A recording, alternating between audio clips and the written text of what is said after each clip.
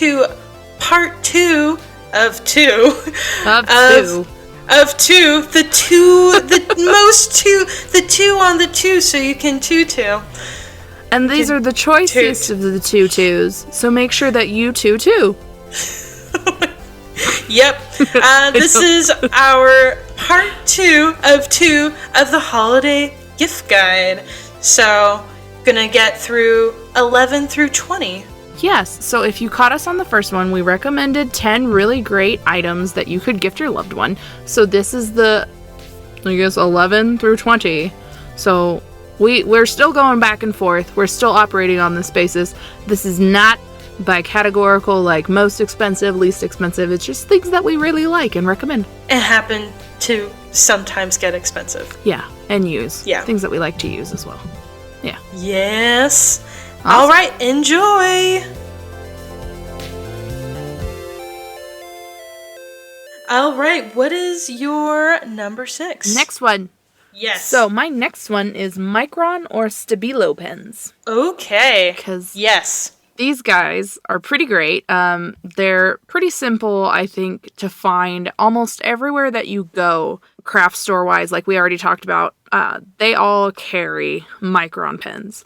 Oh, yeah. Stabilo pens are more prevalent in other types of shops. Like, you can find Stabilos in Walmart. So, it's kind of like, depending on where you shop, they're kind of the same pen. They are both, have ranges of tips. So they go from fine tip to bold tips. They have a variety of colors you can select if you like, but they are lining pencils and they do liner specific work. So yeah, you can do it for ink. Yeah, do not write with these pens. I just please. need to put that out there. These are not writing pencils. Pens. These are not ballpoint pens. Oh, my gut hurt the other day because I was doing a warning with one of my supervisors, and they pulled out a Micron to sign the document, and I was like, what the fuck are you doing? And okay. No, I'm gonna stop you there because different places they do, like in banks, they do recommend that you use archival ink, and most inks aren't archival. Micron pens are. Oh. So they are waterproof, smudge proof, everything proof. So as soon as you pull out a Micron to sign a document, you are doing things right. Because if that paper gets waterlogged at any time in its life, it's still the handwritten signature will survive. But they're gonna break the tip. They're gonna break the tip. You're gonna break. It's true. You're gonna go through that Micron about 12 times faster than you would if you just used it to draw. Yeah. But generally, that's why people use them. Is they do have archival, fade wear, fade resistant. Oh, they're wonderful pens. Stabilos are not. Stabilos are not archival inks. They are just beautifully made ink pens. Yeah. So, if you're doing sketching and you need a fine line, Stabilos are going to be your girl, but your girl. Microns. Yeah. So that was my next item. Ooh, okay. Yeah. They're pretty cheap too, in consideration for everything else we have on this list. I think the only thing that's cheaper is the Aqua pen. Okay. And so they're at the bottom of the list, but yeah. Well, your turn. I am actually going to. This is funny because I also did an archival, non-archival pen. So, yeah. So I don't typically use Microns, not that there's anything wrong with them, but I use Prismacolor.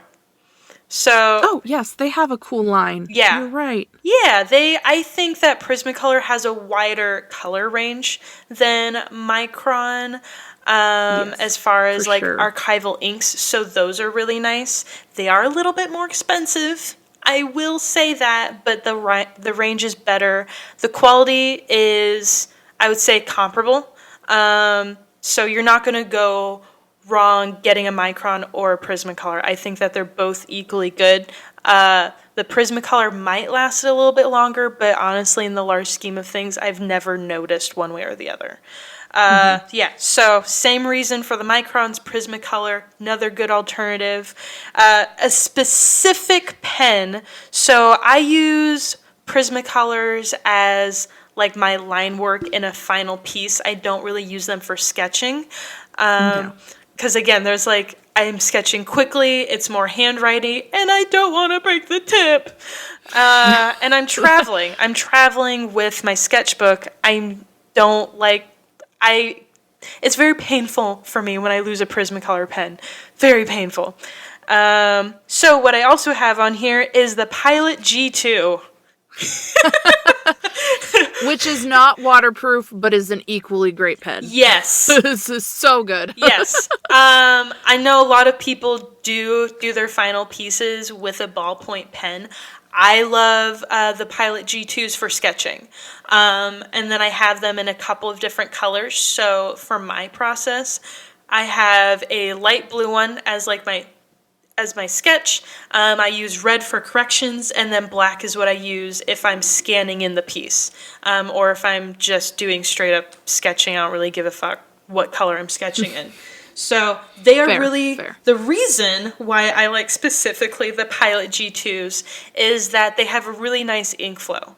Yes. It's not like a normal ballpoint pen where, I don't know why, but like normal ballpoint pens feel kind of goopy with the ink, and you're having to work pretty hard to get pressure out of it.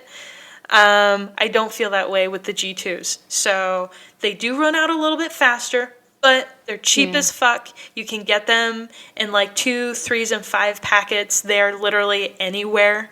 And their refills are anywhere, which is... That is awesome too. Like if you are looking for, like, I think pens are fantastic stocking stuffers. So getting like, for sure. Like a pack of G2s and then like a pack of like the refills to go with them. Awesome stocking filler. Fantastic. So yeah, those are my number 6. Number 6.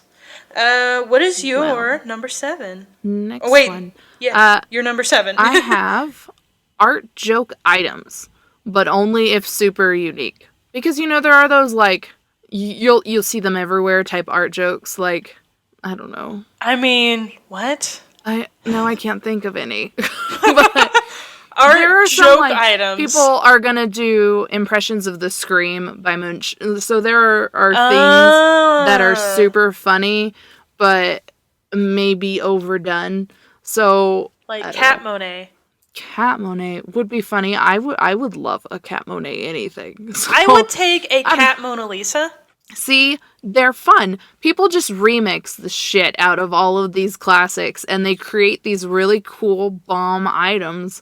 So I would just recommend also cool stocking stuffers, but also a cool gift in their own right. If you get them a t-shirt that has Cat Monet on it, or I don't know, Cat Mona Lisa, you know, there's cute things that people are coming up with that are pretty, I don't know, superior for trendy and fun gifts. So yeah, that would be something that I would, if you're in a specialty store. I know like all of our local coffee shops kind of have a gift shop section, and they're pretty good about stocking wild and unique novelty gifts like that. So if you're looking for something fun or funny to bring the joy and the smiles, that's something that's pretty easy. Yeah. Artist things are constantly being remixed. I think I've seen like 30,000 Frida Kahlo things this year. Oh, whereas last year I saw like 4.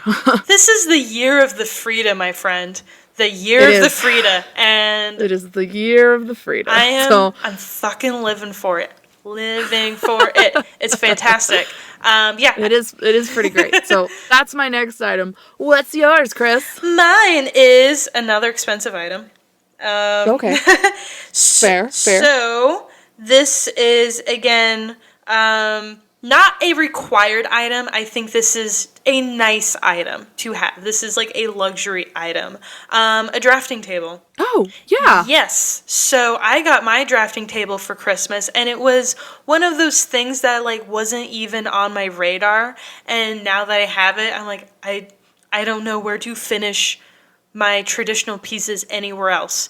Because most of us are working at computer desks, are working at dining tables, on counters, in studios.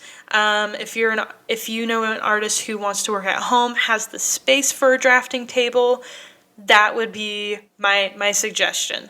Again, this is one that can range pretty drastically in price depending on the size and the type.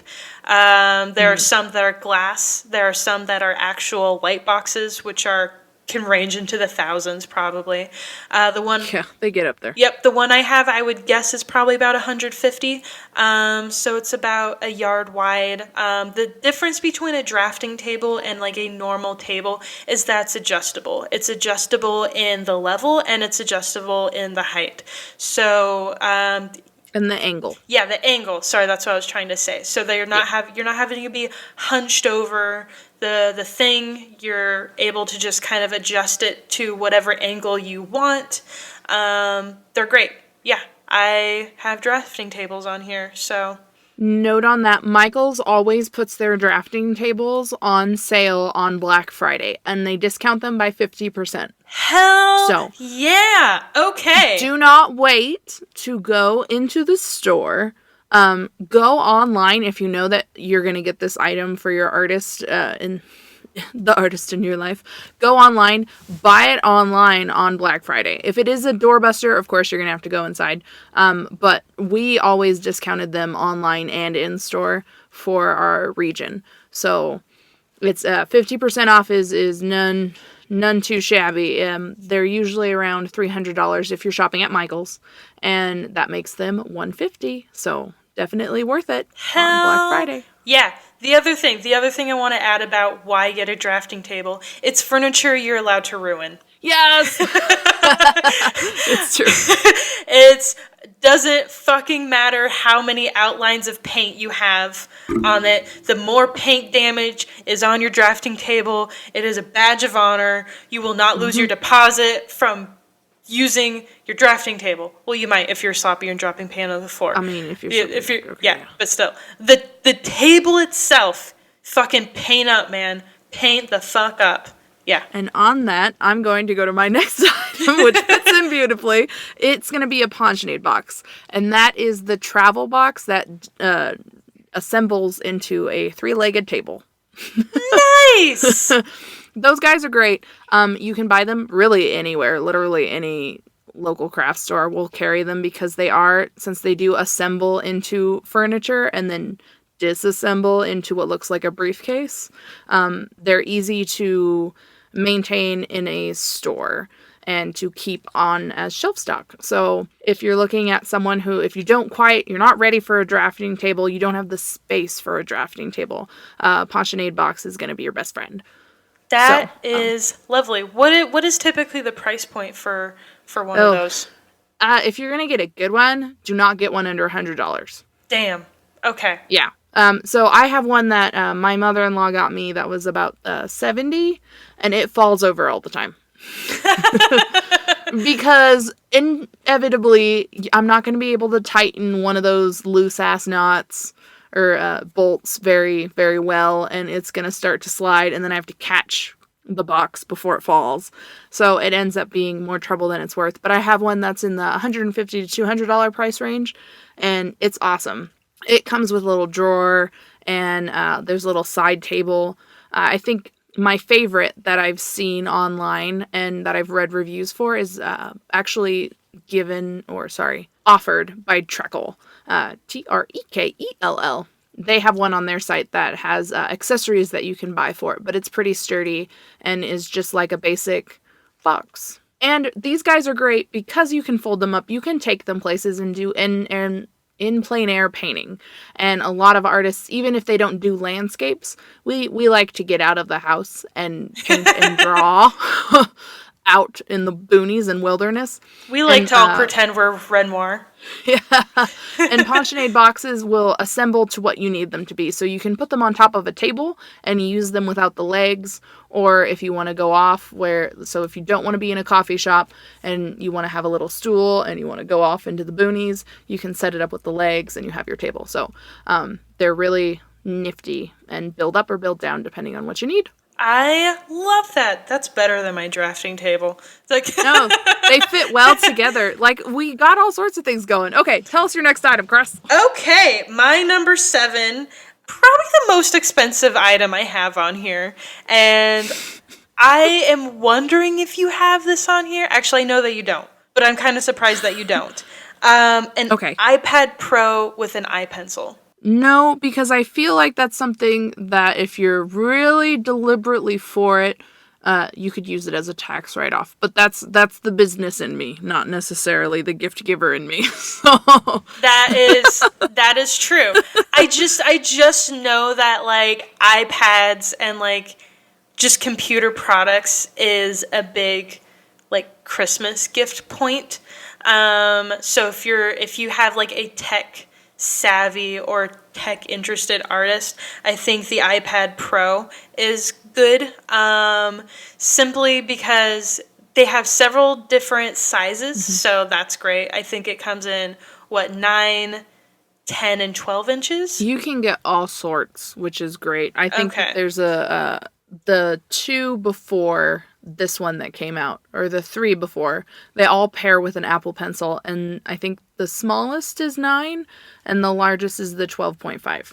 Yeah. But there's a range in between, so you could really get whatever you need for carrying purposes. Yeah, so I have that on here, and what's great about the iPad Pro is a lot of people use it for Procreate, and it's a drawing program, which I think Michael actually uses quite a bit. And everybody uses. Not everybody uses Procreate. Everybody who has an iPad starts with Procreate. Photoshop's Sketch and Photoshop on the iPad aren't as great as they probably should be for how big a monster Adobe is. But Procreate is, it's so nice. Yeah, I'm hoping that Adobe will get on it, because just so you know, if you have an Adobe subscription, you get all the apps, they're the applications that go with it, not just for the computer. Some subscriptions, if you just purchase one outright, which is around $100, or I think it's 2 or less, they're $100 each. Because I only have Illustrator and Photoshop, and I pay $200 a year. Wow. Yeah, I have the $52 a month subscription, so I have access to everything. So that's actually what our website is built off of. It's an Adobe portfolio. So definitely a subscription. No, that we haven't offered on either of our lists. Yeah. That is something you could get someone. But once again, for me, for business purposes, it's a tax write-off, and I love it. So yeah, that's true. You can use consider that as well. Yeah. If these don't have to be gifts for other people. These can be gifts for yourself. These could be. I like the way you think, Kris. Another alternative, if you have an artist who, like, you just don't have the cash to do an iPad Pro, which is perfectly fair, another good alternative is to get a bamboo tablet pen. So, not a bamboo tablet pen, a Wacom tablet pen. So the difference between the tablet pens that are used for the tablets that Wacom supplies versus the ones that you can use on any tablet is the tip. So it's just compatibility. So if you just get just the pen, it's got like a little squishy tip. It is a little sensitive. I would say it's pretty good for like sketching or just doing basic like vector stuff where you're really dealing with points on a program. That's great. So yeah, that's another alternative. If you're like, I know an artist who travels a lot that would like to be able to work on an airplane. I know that's my biggest thing, is to have something like that. Or if they have a touchscreen laptop, another alternative as well. If you're like, I don't want to do the iPad Pro route and the pencil, because the pencil I think alone is like $70. Yeah. $99 if you get the new one. Jesus $99. Christ. Okay. Like I said, very expensive item on the list, but yeah, I would say that would be like the end-all be-all type thing. All right, that's mine. What's your number 8? Number 9, I think I'm on. You are correct. Number 9. So my number 9 is books about contemporary artists. So your Barnes & Noble has a section that is just art. Go pick someone who's still alive. That is my advice. Do not pick a Renaissance painter. We know about him. If we want to know more, we can go to the library. But libraries have a hard time stocking books about contemporary art makers because they don't get checked out all that much, because most people don't care what's happening in the art world, I'm finding out. Unless it's in their area and they can ingest it visually as they go through their routine throughout the day, they don't really know about it, so they don't really care about it. Libraries, my local library is pretty terrible for art culture. So when I go to Barnes & Noble, I just freak out about the contemporary artist section. So definitely walk in there. If the person is alive, get that book. Which, by the way, very easy to figure out. They usually tell you if they're dead. Also, we all have fucking smartphones. Just say, hey Siri, so-and-so, are they dead? And Siri's like, here are some things I found online about so-and-so. So-and-so. I'm trying to think of a contemporary artist and it's not fucking coming to me. Yeah, I can't remember the name of the company. It starts with a T. And I have a shit ton of their art books. Oh my god. Taigon? Yeah. Taigon? Yes, I think that's them. So they come out with a top 100 artists every year. Oh. They actually came out recently with a top 100 female illustrators, which I'm putting on my Christmas list. So. See?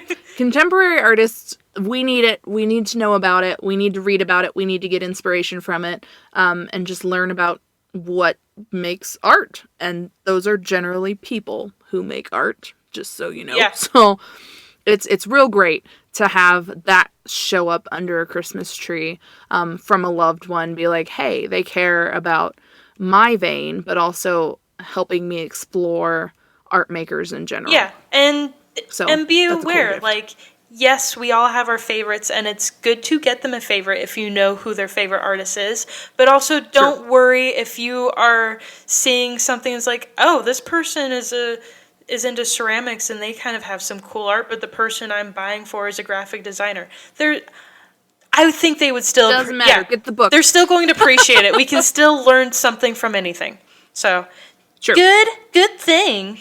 Your turn, Kris. All right, my number 9 is a travel portfolio. Oh, yes, that's a good one. Yes, That's a good one.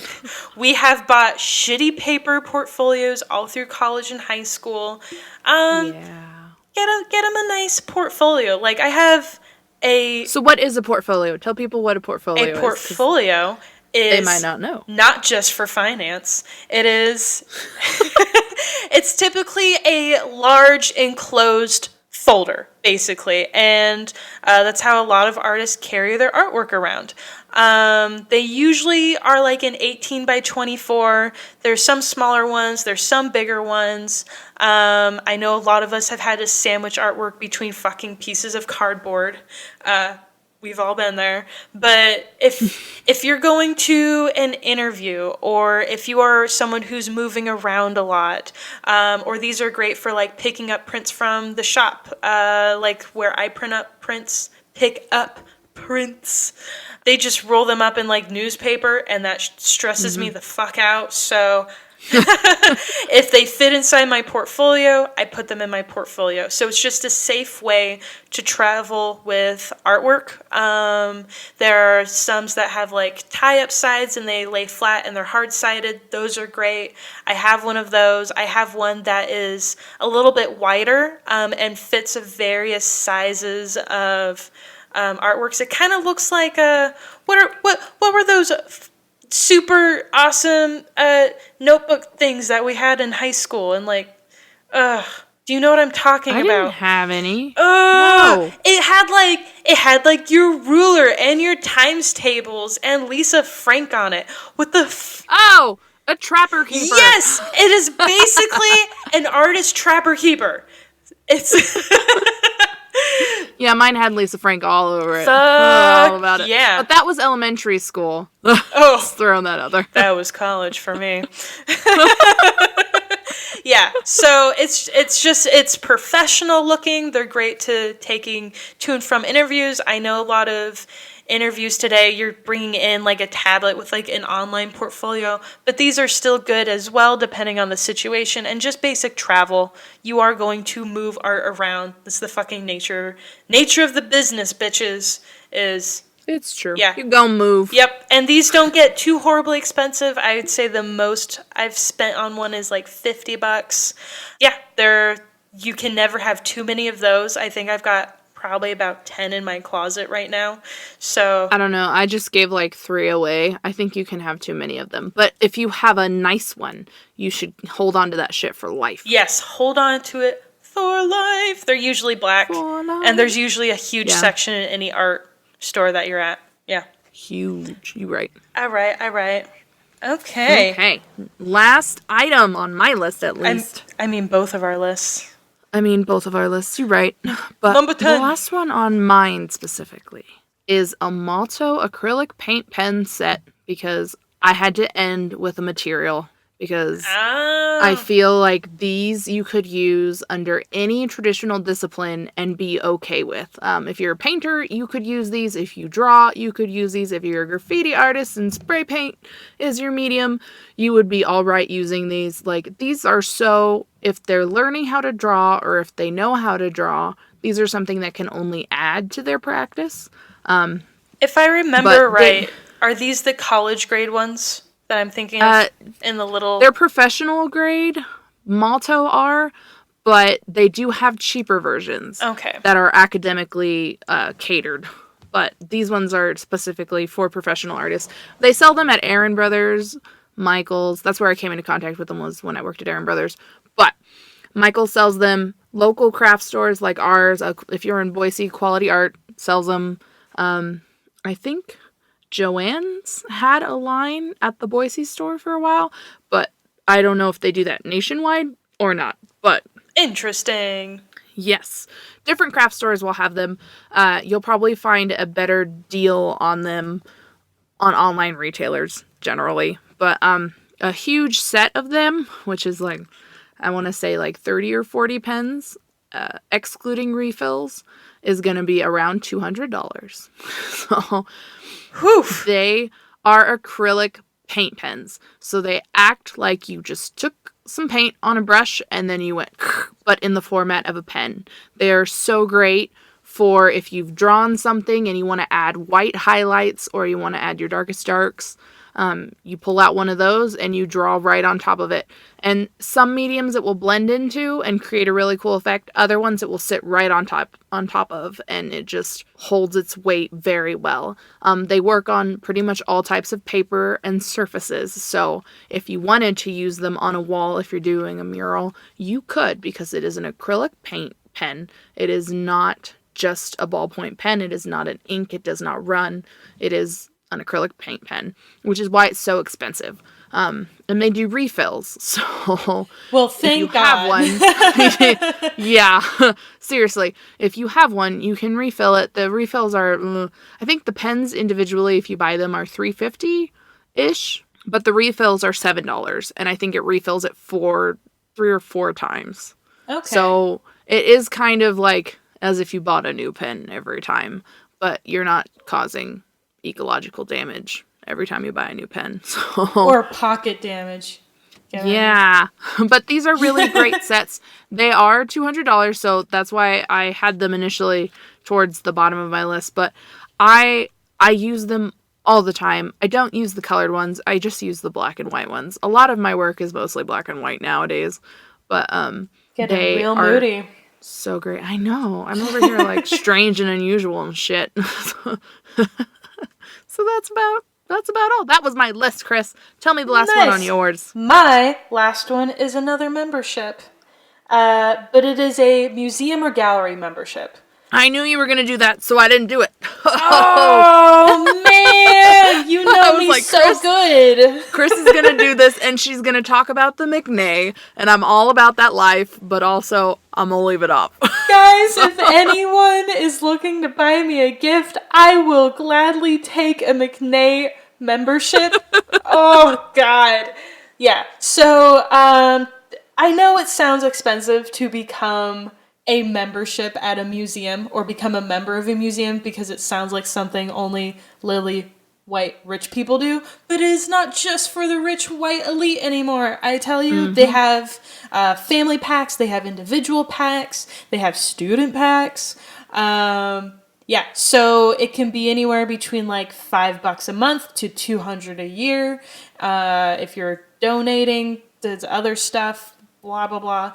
Why it is so great to have a membership is that a lot of artists, especially artists in college, have to go to galleries, have to go to museums, and not all museums give you a free student pass. I know that the Boise Art Museum did, but the McNay and the San Antonio Art Museum only do student discounts. And if you're still going to that for like 5 times a year, which is probably on average how many times you're going to a museum in college, on a required basis alone, it's still going to add up, especially if you're a poor college student.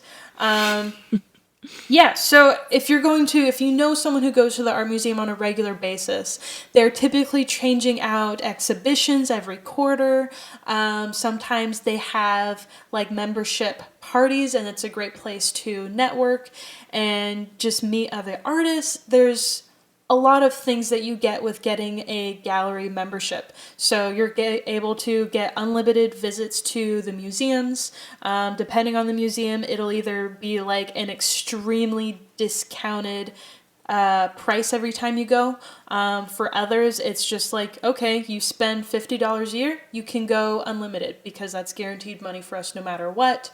And then like it's just nice to like dress up and go to a member gallery gala. It is kind of fun. Yeah, so makes you feel slightly bougie. I will say, like, of all the items on my list, this is the most romantic of them.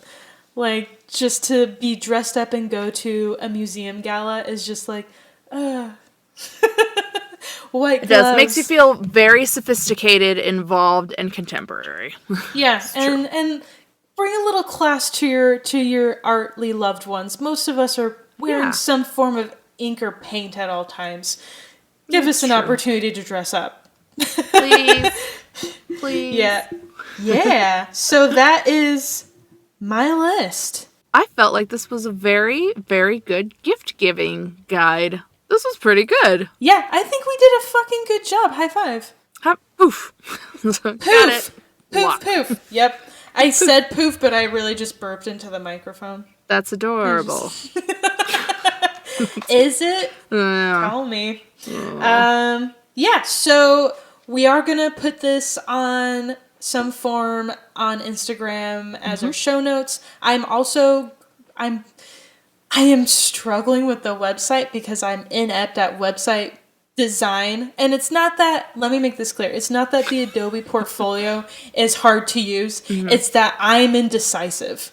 Oh, well, that's different. Yeah, so I'm going back and forth like, do I think this looks better? Does that look better? I don't have a degree in this. And so I'm doing that so that the show notes are also on the website on a more regular basis. But this one is going to be basically an in-depth, like, here's where you can buy these items, these are the costs of these items. We're going to break it down somehow, either by price or by category of item.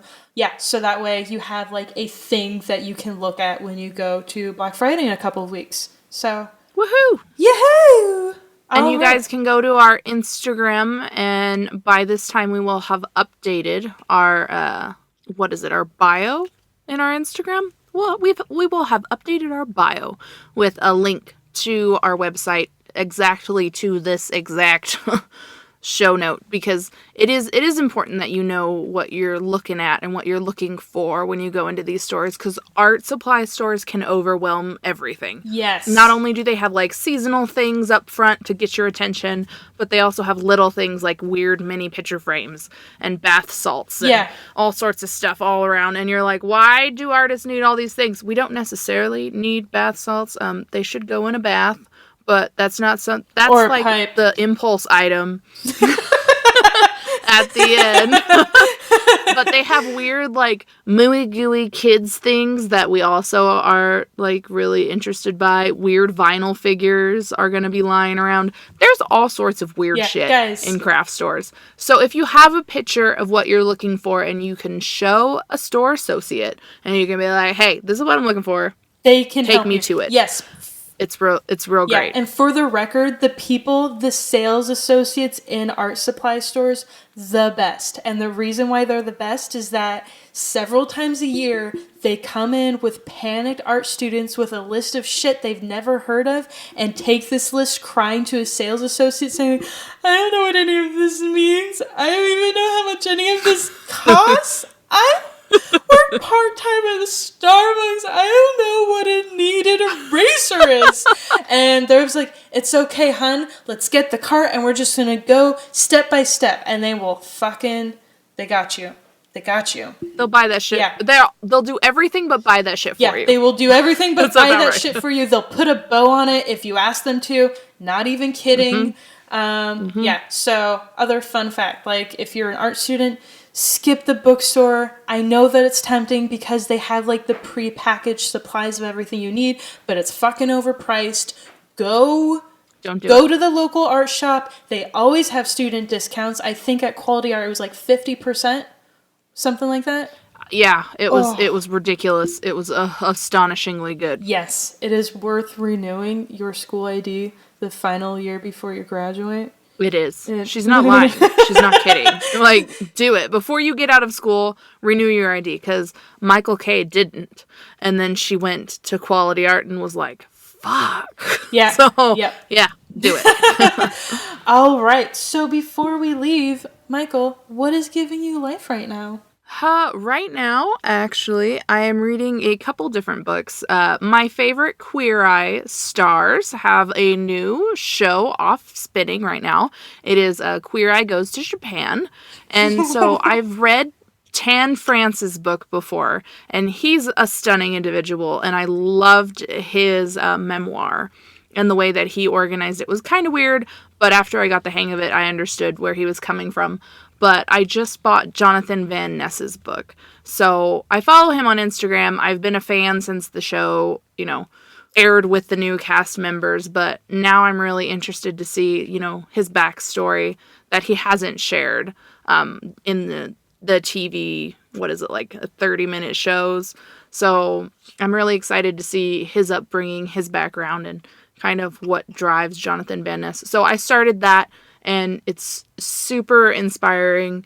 It's giving me all the feels. And that's when I make my best art. So I'm really excited to finish that and get going on a new one. But it's a really good book. I think that's great.